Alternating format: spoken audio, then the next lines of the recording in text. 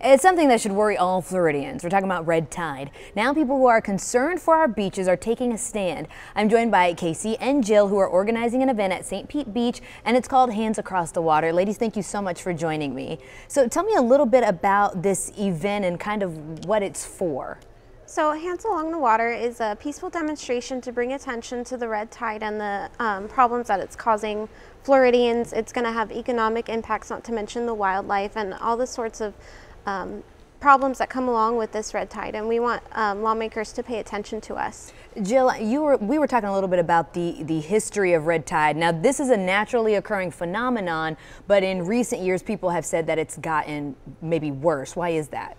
Right, so red tide does occur naturally in nature and has for hundreds of years, but what is happening is human beings are amplifying the effects of it because we are putting fertilizers and pesticides into our waterways.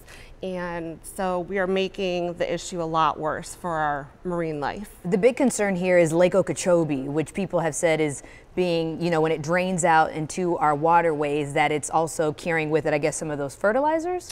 Correct. And so what we are looking to advocate for is to get lawmakers to hear what we're saying, protect our water, and do something to filter the water or process it differently before they let it enter our waterways, because it is toxic and we are concerned about losing endangered species.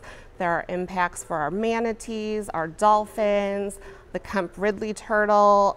We have lots of endangered species, and human beings right now are the ones that are putting them in danger the most, and we can change that. And Casey, we were talking about, if you do want to come to this event, it's at 10 tomorrow. Yes, on St. Pete Beach? 10 a.m. tomorrow. It's at 33 locations statewide. Wow. Myself and Jill are heading the St. Pete Beach location.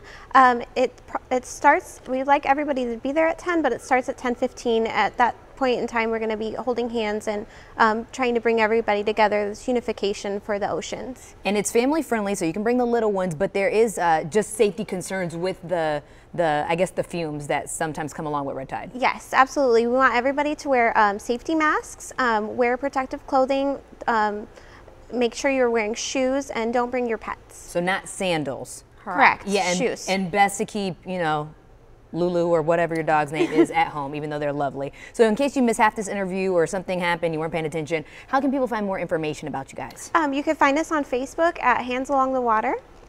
Just search it in your search bar, it should come up right up. Awesome. Thank you ladies so much for joining us on the show and talking about such an important topic. Lauren, back to you.